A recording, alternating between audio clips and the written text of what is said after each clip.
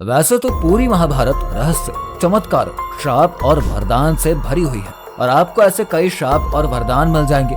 लेकिन यहाँ हम बात करेंगे कुछ विशेष श्रापों के बारे में जो कि काफी ज्यादा चर्चित हैं और आपको ये जानकर काफी हैरानी होगी कि अगर ये श्राप नहीं होते तो महाभारत के युद्ध का परिणाम और भारत के इतिहास में कुछ और ही होता।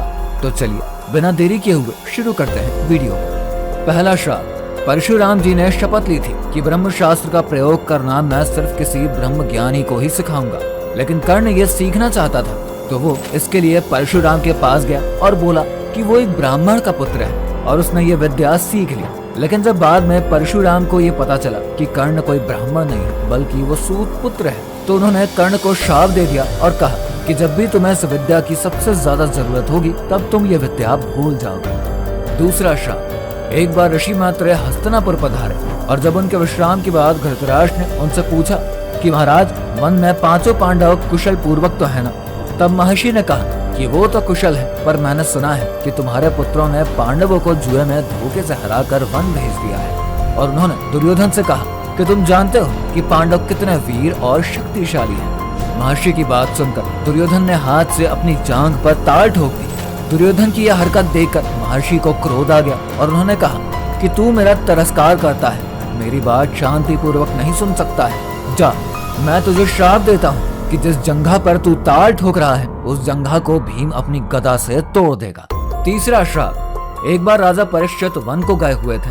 वन में प्यास से व्याकुल होकर वो ऋषि शमक के आश्रम में पहुंचे। उस समय ऋषि ध्यान में लीन थे। राजा ने उनसे जल मांगा लेकिन वो गहरे ध्यान में थे और उन्होंने कुछ भी उत्तर ही नहीं दिया और इस वजह से उन्हें ऋषि पर बहुत ही क्रोध आया और उन्होंने पास में ही पड़े एक मृत सांप को अपनी धनुष की नोक पे उठाकर ऋषि के गले में डाल दिया और अपने नगर में वापस लौट गए। जब शमीक ऋषि के पुत्र रिंगी ऋषि वहां पर आए और अपने पिता का इस तरीके से अपमान देखा तो तुरंत ही उन्होंने अपने कमंडल से जल निकालकर राजा परीक्षित को श्राप दे दिया कि जा, तुझे आज से 7वें दिन तक्षक सर्प डस लेगा।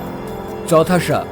ये हम सभी जानते हैं कि महाभारत के युद्ध में कौरवों की हार हुई थी और पांडव विजयी हुए थे और इस युद्ध में दुर्योधन समेत उसके 100 भाइयों की भी मृत्यु हो गई थी। तभी कौरवों की माता गांधारी अपने पुत्रों की मौत से काफी ज्यादा व्याकुल थी और भगवान कृष्ण के आते ही उनका क्रोध और बढ़ गया और क्रोधित गांधारी ने श्री कृष्ण को श्राप देते हुए कहा कि जिस तरह मेरे पुत्रों का नाश हुआ है उसी तरीके से तुम्हारे वंश का भी नाश हो जाएगा। तब श्री कृष्ण ने कहा कि अगर आपको इससे शांति मिलती है तो ऐसा जरूर होगा।